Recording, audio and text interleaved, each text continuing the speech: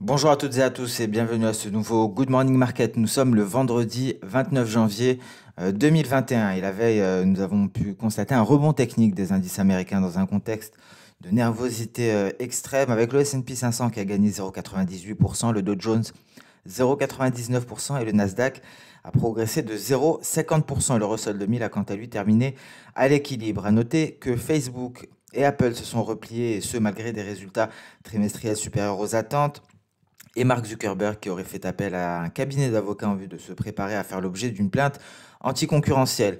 La séance en Asie-Pacifique s'est déroulée en territoire négatif avec le Nikkei qui a chuté de 1,9%. En Australie, le S&P SX 200 s'est replié de 0,6% et le Kospi coréen a perdu 2,6%. Les indices chinois ont également évolué en territoire négatif. Et l'Europe tente de se redresser. On atteste ici les graphiques du CAC 40 et du DAX. Ce sont les données sur le PIB qui sont en train actuellement de permettre aux indices européens de se redresser. On a pris connaissance des données en provenance de France qui ont été meilleures que prévu. On va dire qu'on s'attendait à un repli de moins 11% en annuel en réalité, l'économie française s'est repliée de moins 8,3%. Une donnée a soutenu le sentiment en Europe, c'est les données en provenance d'Espagne que l'on retrouvera ici. Alors effectivement, on s'attendait à un repli de 1,5% en trimestriel, alors que l'Espagne s'est redressée de 0,4%. Et les données allemandes soutiennent également quelque peu le sentiment. En annuel, on se replie de moins 2,9% contre moins 3,2% attendu. Et donc en trimestriel, au lieu de 0, on se redresse de 0,1%.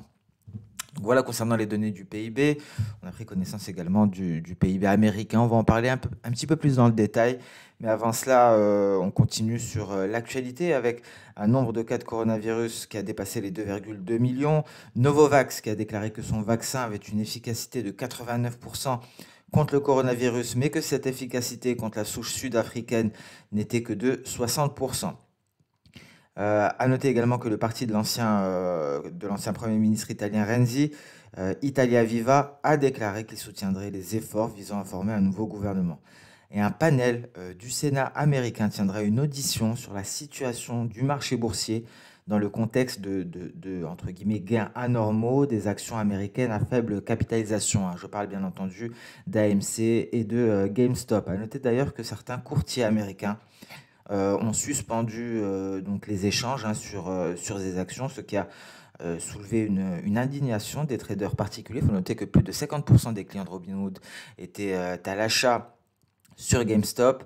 Et Robinhood qui a déclaré qu'il autorisera aujourd'hui des achats limités de ces titres dont l'accès a été restreint antérieurement. Donc une situation inédite à ce niveau-là, au niveau des petites capitalisations. Nous avons abordé ce sujet lors de deux courtes vidéos, une sur GameStop, une où nous sommes donc plus étendus sur AMC et le reste des actions qui étaient visées. Il y a également Nokia, BlackBerry et j'en passe.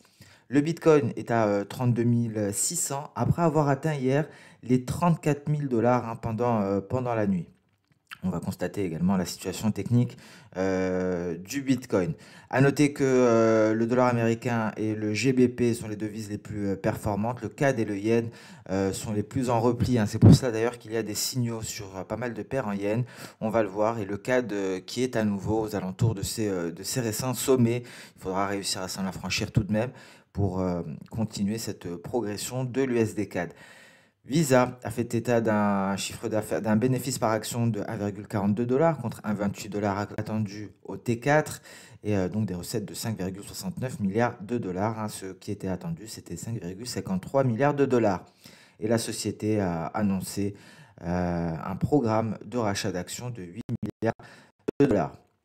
Donc nous en avons parlé de ce PIB. L'économie américaine a connu une croissance annualisée de 4% au quatrième trimestre contre 4,3% attendu. Nous allons en parler dans le détail, mais très rapidement, le calendrier économique. Je vois que le DAX tente de poursuivre ici à la hausse suite à la publication des données allemandes. On notera cependant ce nuage qui pourrait faire office de barrière. On revient sur le calendrier économique pour voir ce qui nous attend aujourd'hui. Hormis les PIB dont nous venons de prendre connaissance, hein, le calendrier économique est plutôt chargé aujourd'hui. Il y aura des données du Canada, hein, ces mêmes données concernant le PIB. Nous prendrons connaissance également d'une salve de publications américaines, notamment les revenus personnels, les dépenses personnelles et le PCE de base. On prendra également connaissance des PMI de Chicago, les ventes de maisons en attente et le sentiment des consommateurs de l'Université du Michigan. Le voici. Et il me semble que c'est tout, hein. Ce sera tout pour la séance et sinon le décompte des plateformes pétrolières comme chaque vendredi soir.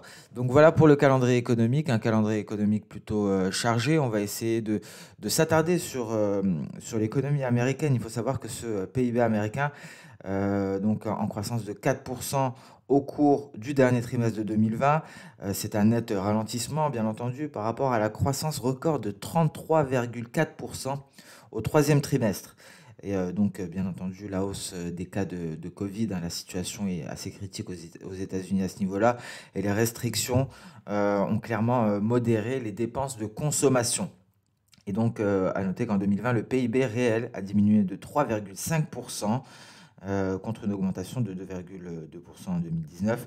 C'est la plus forte contraction depuis 1946. C'est légèrement inférieur aux prévisions d'une baisse de 3,6%. On a eu des dépenses publiques, des investissements des entreprises, mais également des investissements dans le logement qui sont restés robustes. Mais les dépenses de consommation, c'est vraiment le problème. Les exportations et les investissements en stock ont diminué.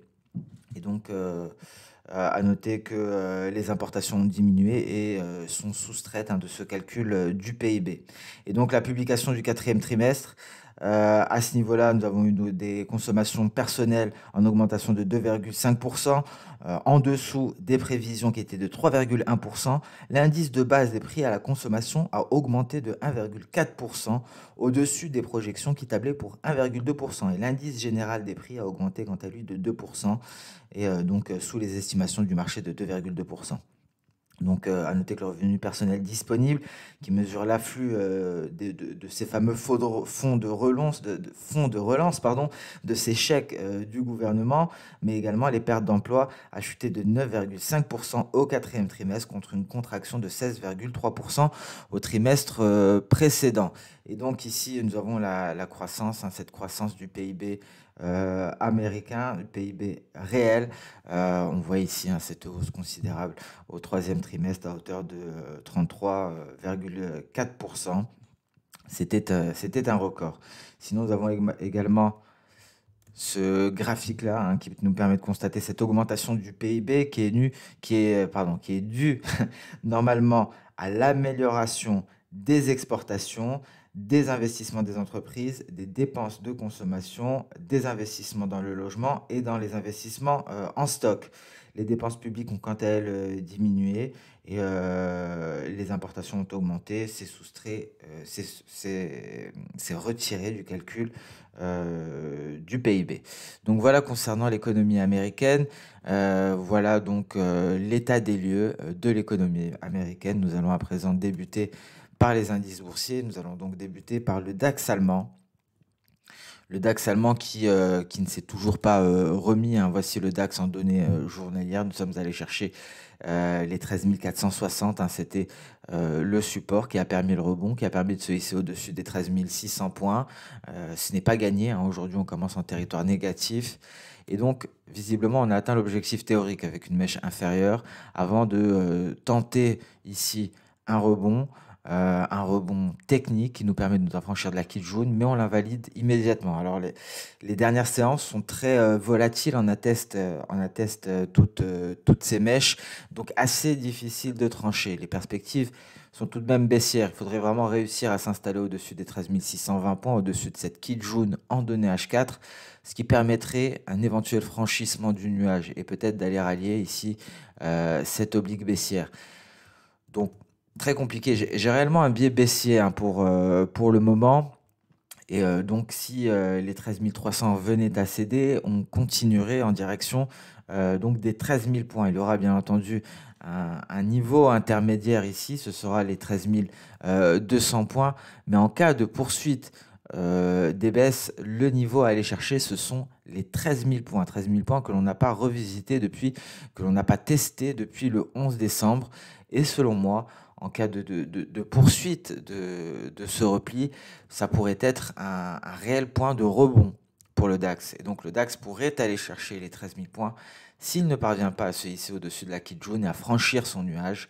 Ce serait la cible. Alors pour l'heure, il parvient à limiter les pertes grâce, dans un premier temps, au PIB espagnol. Le PIB espagnol qui a permis très rapidement au DAX de se reprendre avant de se replier. Les données allemandes soutiennent également quelque peu le DAX, mais rien ne laisse présager ici une hausse et une reprise haussière. Même topo pour le CAC 40, un CAC 40 qui, malgré une reprise lors de cette dernière heure, n'arrive pas à se hisser au-dessus de sa Tenkan et encore moins de combler ici ce gap baissier. Donc la prudence est clairement de rigueur, même si également pour le CAC 40, l'objectif théorique a été atteint assez précisément. Et donc le repli pourrait s'approfondir davantage. Et pour le CAC 40 également, c'est un niveau que l'on n'a pas atteint depuis décembre, que l'on pourra aller chercher. Ce sont les 4300 points environ. Ça pourrait être la cible pour l'indice français. Donc en cas de cassure de ce niveau, on le voit assez clairement d'un point de vue technique. Ça pourrait aboutir à un repli considérable. Qu'en est-il à Wall Street? Alors le Nasdaq, donc c'est vraiment également très mitigé. C'est un point très important d'un point de vue technique, car si on passe ici sous le seuil psychologique des 13 000 points, plus exactement 12 950, le repli pourrait largement s'approfondir. On pourrait aller se rapprocher du nuage, du retracement à 100%. En tout cas, on irait chercher ici les 12 650 points pour le Nasdaq. Il faut que le Nasdaq parvienne à se redresser aujourd'hui, sinon c'est un réel signal de vente qui serait donné et le repli, le sell-off de Wall Street pourrait se poursuivre après un rebond technique de la veille. Donc la prudence reste toujours de mise sur les indices américains. Voici le Dow Jones également qui tente quelque peu à moindre mesure de se ressaisir. On est actuellement aux alentours du support à 30 200 points. On est allé chercher, se rapprocher du seuil psychologique très tôt des 30 000. On s'était même replié en dessous et on pourrait aller chercher les 29 780, voire en cas de scénario le plus pessimiste, de réalisation du scénario le plus pessimiste, les 29 300 points. Donc attention, grosse nervosité à Wall Street. En plus de cela, les small caps n'arrangent pas les choses. On en a largement parlé. Le S&P 500 également ne fait pas fière allure. Nous avons les 3730 points qui pourraient céder pour aller chercher les 3700. Les 3700, c'est ce qui a permis le rebond, justement, ce fameux rebond technique. Et en cas de franchissement, en cas de cassure, ce serait direction les 3660 points. Et le Russell 2000 qui fait état d'une grande volatilité. À noter d'ailleurs que ces attaques spéculatives des particuliers américains ont créé également cette volatilité sur le Russell 2000, mais principalement sur le Russell 3000, car la plupart font partie du Russell 3000. Ce sont des small caps, ce sont les small caps les plus shortés. Je vous ai transmis la liste de ces actions lors de la vidéo où nous avons donc abordé ces traders particuliers qui s'attaquent aux hedge funds. Et beaucoup de questions se posent actuellement aux États-Unis, notamment suite à ce qui s'est passé avec Robinhood. Et il y a une réelle indignation à ce niveau-là de la part des traders particuliers. Et c'est tout à fait normal, car leurs opérations ont été bloquées. Il n'y a pas de raison valable à cela. Et beaucoup de choses pourraient se passer encore. Je pense que ce mouvement n'est pas terminé. Ça soulève des questions très importantes qui devraient être abordées d'un point de vue politique également aux États-Unis. D'ailleurs, certains politiques s'en sont indignés hier également. Donc voilà concernant les indices américains. On passe au Bitcoin.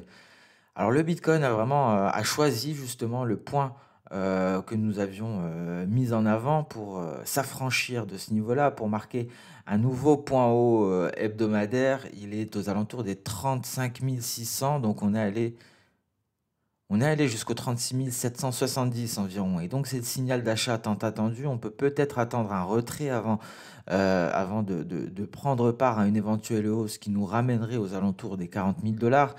Mais rien de sûr, hein. Pour le moment, le Bitcoin pourrait y aller directement. Donc, il pourrait ne pas marquer de pause. En tout cas, le signal a été donné. On a eu ici une première invalidation, un premier refus que l'on retrouve très exactement à ce niveau, avant donc de percer à la hausse cette borne supérieure du canal baissier qui accompagnait les cours. Ici, un niveau qui pourrait également compter, c'est cette borne inférieure de la figure, donc prudence. En tout cas, le Bitcoin est en train de donner un nouveau signal haussier et pourrait être prêt à reprendre reprendre son rallye haussier. On passe à présent sur le compartiment des matières premières.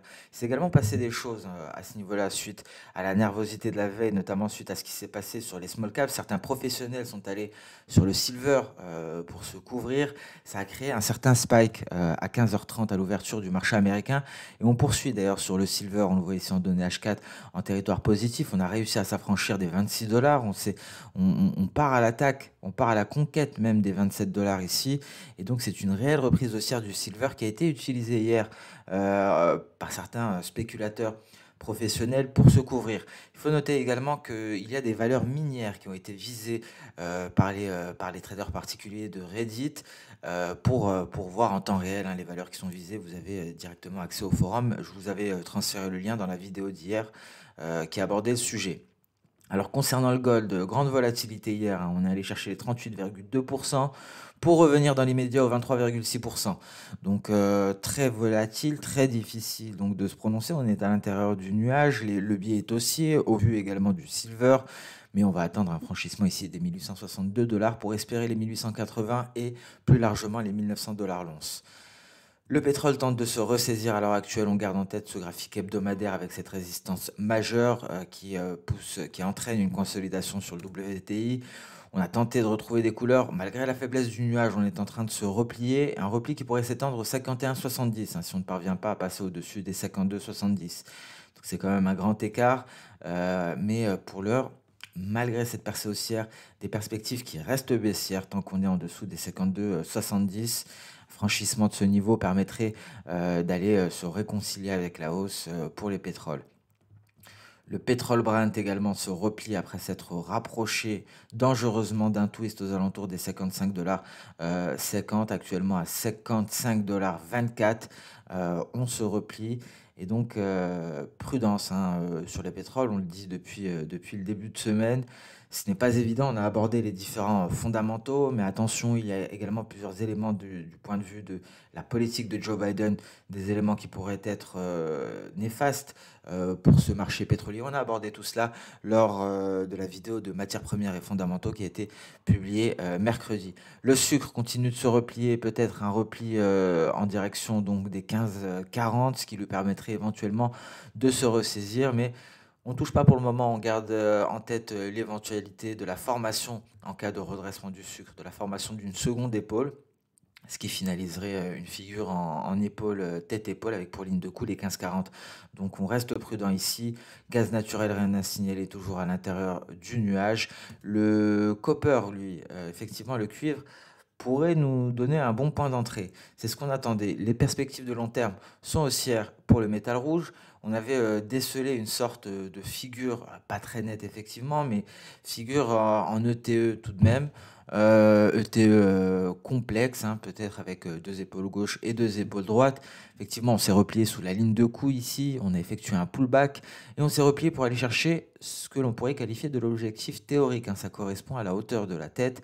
Et donc, on pourrait assister à une reprise du métal rouge. Ça pourrait être éventuellement un point d'entrée. Alors le café donc est toujours sur la borne inférieure de ce canal haussier sans direction claire. On attendra une réelle direction sur les cours du café. En données journalières, on notera un nuage massif qui vient soutenir les cours. Et donc cette mèche supérieure était peut-être un signal de consolidation de moyen terme.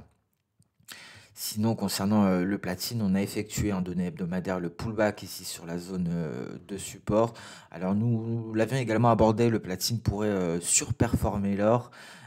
Pour le moment, ce n'est pas du tout le cas. Le platine peine à retrouver des couleurs. On passe sur le marché d'échange brièvement avec un dollar américain qui tente de se ressaisir. L'euro-dollar à l'intérieur de son nuage en données journalières, rien à signaler, pas de signal pour le moment.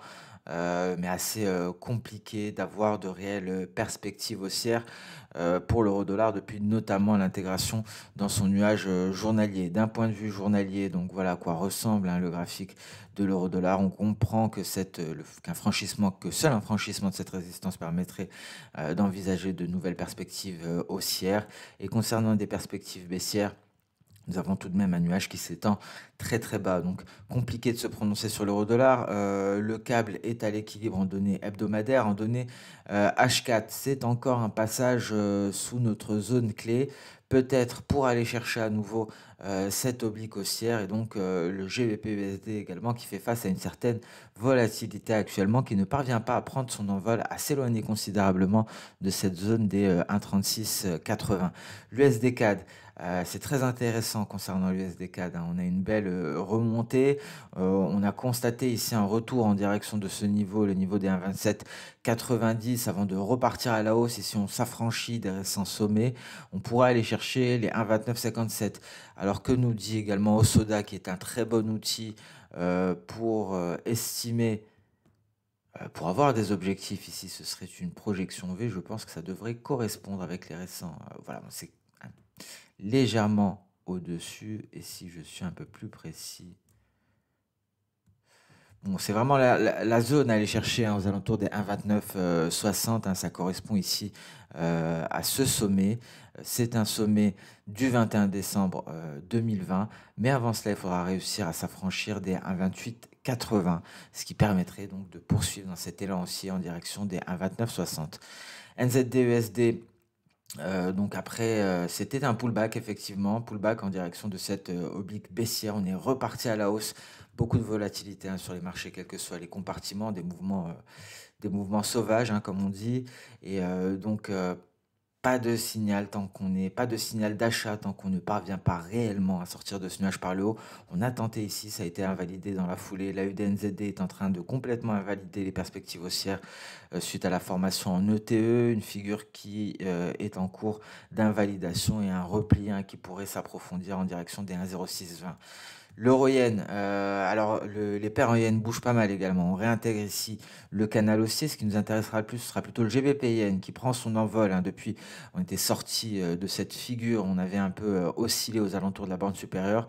Et là, on est en train de prendre son envol. On pourrait aller chercher les 144,900.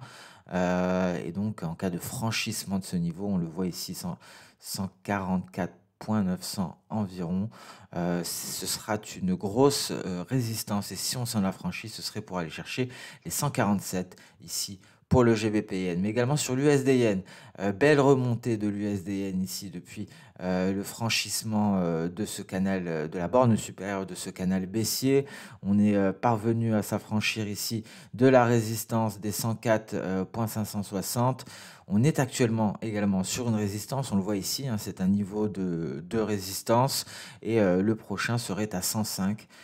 Donc belle remontée pour le moment concernant l'USD-Yen, hein, l'USD-Yen qui ne fait que de courtes pauses avant de repartir à la hausse. Donc c'est tout ce qu'il y a à signaler. GBP CHF, encore un échec à ce niveau-là. Voilà pour ce Good Morning Market. Donc on a eu droit à une semaine très mouvementée, très agitée sur le marché. Et donc sûrement... ce sera sûrement le cas encore une fois aujourd'hui. On voit ici cette belle remontée de l'USD-Yen et les indices européens qui sont en train de se replier à nouveau. Le DAX refuse de franchir sa Kijun. Et sur ce Good Morning Market se termine. Je vous souhaite un excellent week-end. Je vous souhaite vraiment bonne chance pour cette dernière semaine, cette dernière séance de la semaine.